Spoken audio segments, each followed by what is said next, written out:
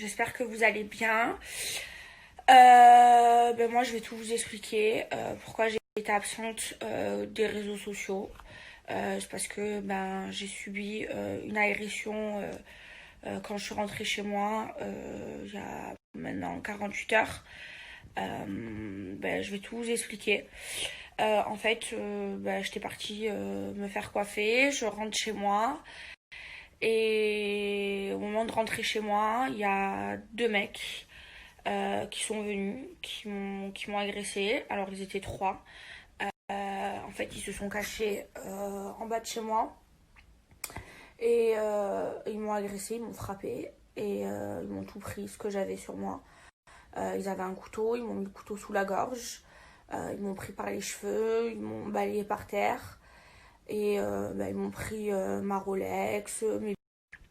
Voilà, je vous parle, mais je suis encore choquée, je suis encore traumatisée parce que ce que j'ai vécu, ça fait peur. Ce que j'ai vécu, c'est traumatisant. J'en fais des cauchemars, j'en dors plus. J'ai trop peur d'être toute seule maintenant. Ça m'est arrivé devant le portail de chez moi. Donc il y a eu des caméras de surveillance, ils m'ont attendu, ça faisait une demi-heure et ils m'ont tabassé, ils m'ont menacé au couteau. Sur le coup, j'ai cru que j'allais mourir. Vraiment, ça fait trop peur, c'est traumatisant. Ils m'ont pris ma Rolex, ils m'ont pris tous mes bijoux, mes sacs, j'étais remplie, j'avais mes placements de produits, j'avais des shampoings, ils m'ont vraiment tout pris, mais le matériel, en vrai, je m'en fous, c'est le traumatisme, c'est traumatisant que en rentrant chez toi, tu sois pas en sécurité. Voilà, j'étais seule, j'ai pas pu me défendre. Et ça fait très très peur. Et jusqu'à maintenant, je suis traumatisée. J'ai peur d'être seule. J'ai peur de dormir seule.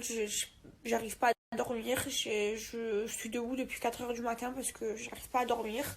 On m'a donné des cachets pour dormir parce que j'y arrive pas. Et même avec ça, une fois que je suis réveillée, j'ai plus le sommeil. Bref.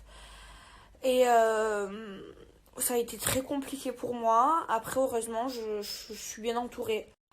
Je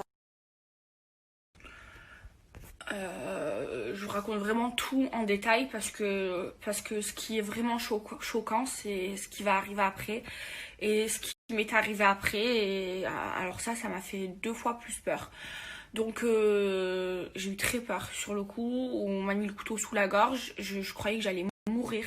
Je croyais qu'ils allaient me tuer. C'est traumatisant. Vous me connaissez, vous savez que j'ai une grande gueule. Vous savez que je sais me défendre. Mais là, quand deux mecs qui viennent avec un couteau et qui te tabassent, je pouvais rien faire à part leur donner tout ce qu'ils avaient envie de voler. Et sur le coup, j'avais plus peur pour mon chien. Je pensais qu'ils me l'avaient volé. Une fois qu'ils sont partis, donc il y avait quelqu'un qui les attendait dans la voiture, ils avaient préparé leur coup. J'avais plus mon chien. Du coup, moi, j'avais plus mon téléphone, ils m'ont volé mon téléphone.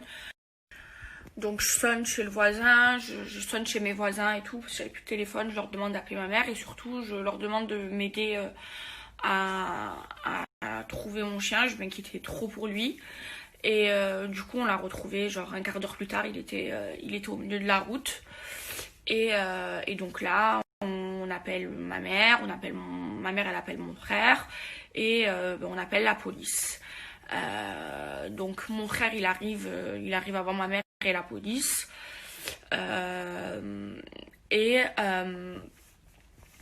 Et donc ma mère elle arrive en même temps que la police.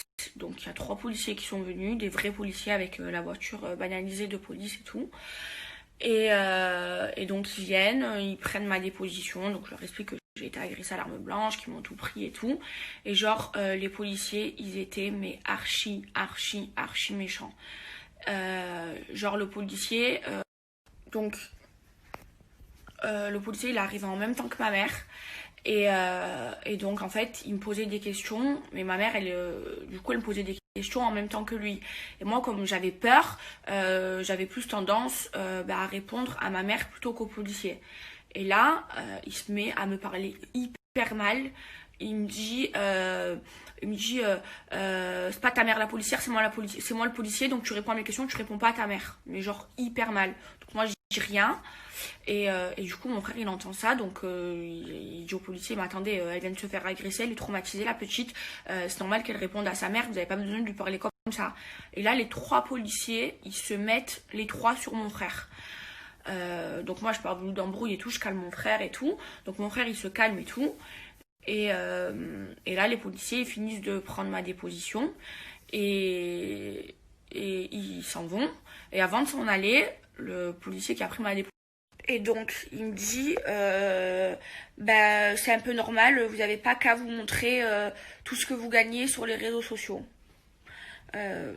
Déjà, je suis choquée parce que les policiers, à aucun moment, ils m'ont demandé si j'allais bien.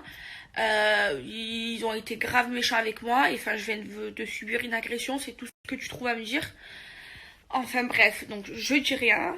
Et là, donc il y avait personne qui était au courant, à part ma mère, mon frère et mes voisins. Et là, je vois que Aquababe, il sort l'histoire et que l'histoire, elle passe sur les réseaux sociaux. Donc je reçois des milliers d'appels, toute ma famille, mes amis m'appellent et tout. Et en fait, j'apprends quoi? J'apprends qu'en fait, c'est le policier qui a balancé le scoop à Aquababe, donc au blogueur. J'ai la preuve, j'ai les messages audio. En fait, il a raconté l'histoire à sa femme. Et c'est sa femme qui disent il y a Maëva Denam qui s'est fait agresser, qui s'est fait voler sa Rolex. Son frère, il est aussi con qu'elle, parce que mon frère, il s'est embrouillé avec le policier, parce qu'il m'a mal parlé.